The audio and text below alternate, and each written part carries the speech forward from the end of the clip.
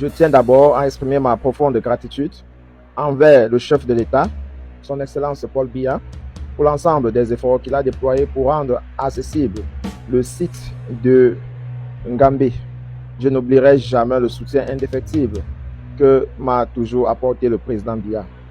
Par cette attention si particulière, le président a une fois de plus démontré son profond attachement envers notre famille et sa reconnaissance. Signé Samuel Eto'o-Fils. Ces propos sont très critiqués. Nous allons aller un peu regarder ce que pensent certains de nos abonnés ici. Jean-Louis nous dit une fois de plus, nous comprenons que ton soutien envers Biya, c'est pour ton intérêt personnel et ta famille. Dommage. En tout cas, courage. 2018, il avait déjà amené son soutien à M. Biya. Il a gagné l'élection. À l'aube des élections de 2025, voyant la foule qui draine, eh bien, M. Biya ne manque pas en tant que bon politicien de lui jeter quelques grains de maïs et il s'est dit avec la pêche.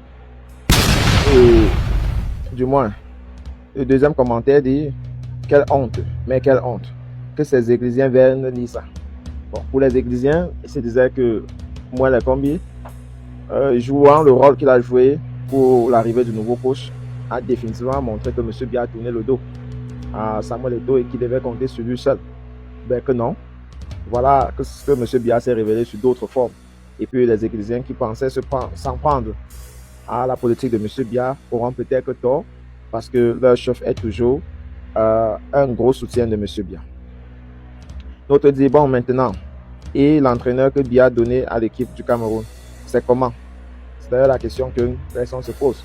Que si le ministre Moelle Kombi roule pour M. Biya, il est clair qu'il fait la volonté du président de la République. Et donc, qu'il est certainement à l'origine de tous les manœuvres qui sont passées à la FECAFOOT. Et non, Moelle Kombi. Un autre dit, il a vraiment dit ça. Et puis, un dernier qui nous dit, ceci met fin au débat sur la lettre de Maurice Kamto. Il a été obligé de faire cette sortie. Donc, c'est les Églisiens comprennent la compréhension. Bon, je ne sais pas en quoi ça met la fin sur la lettre de Maurice Kamto. Vous pensez que Maurice Kamto était en train de séduire l'électorat? Ou bien la popularité de Samuel Eto'o en lui souhaitant les messages de condoléances? Que non. Maurice Kamto, contraire à d'autres politiciens, se comporte en homme d'État et donc se prononce sur les sujets qui touchent la sensibilité nationale et internationale. Par contre, d'autres sont purement dans du populisme, cherchent des orientations qui vont leur gagner quelques vues, quelques sympathies, et s'accrochent là. Que la voie qui mène en Gambie soit continuée par le président de la République, en l'espoir de temps qui a permis à Samuel Eto'o ou bien à David Eto'o d'être recouvert par le sol de Ngambé. C'est une volonté politique stratégique.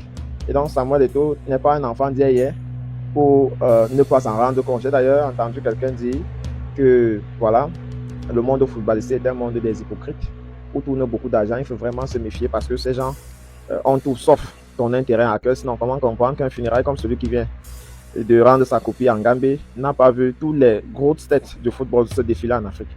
Il est donc clair que la seule chose qui les unit le plus souvent, c'est l'argent, comme Assou Ekoto a dit lors de l'une de ses sorties, et rien d'autre. Que ce soit pendant les matchs de gala, eh bien, tout ça se tourne autour de l'argent, mais il n'y a pas véritablement de sensibilité. Même en termes de messages, on a très peu lu les messages des anciens gloires qui seront prononcés sur la situation de Samuel Eto'o-Fils.